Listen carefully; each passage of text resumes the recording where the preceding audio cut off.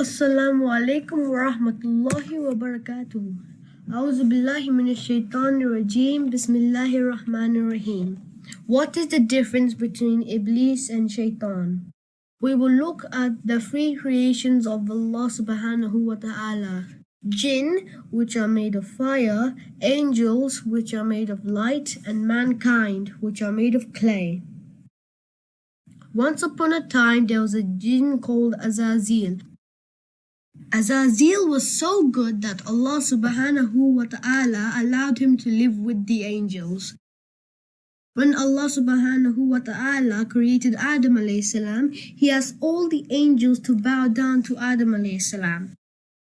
As Azazil was living with the angels, he had to bow down as well, but he refused as he thought he was better than Adam alayhi salam. Allah subhanahu wa ta'ala then called him Iblis.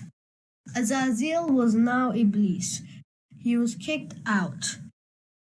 He challenged Allah subhanahu wa ta'ala to give him a chance to prove that most of the mankind would not be thankful to him. Then Allah subhanahu wa ta'ala gave him life till the day of judgment.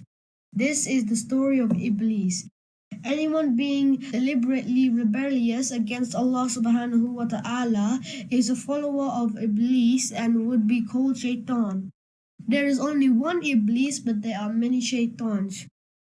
When we feel unsafe or scared, or when beginning to recite the Holy Quran, we should say, A'udhu billahi minash shaitanir rajeem. A'udhu means I seek refuge, billahi means in Allah, min means from, a shaitan means the shaitan, a rajeem the outcast.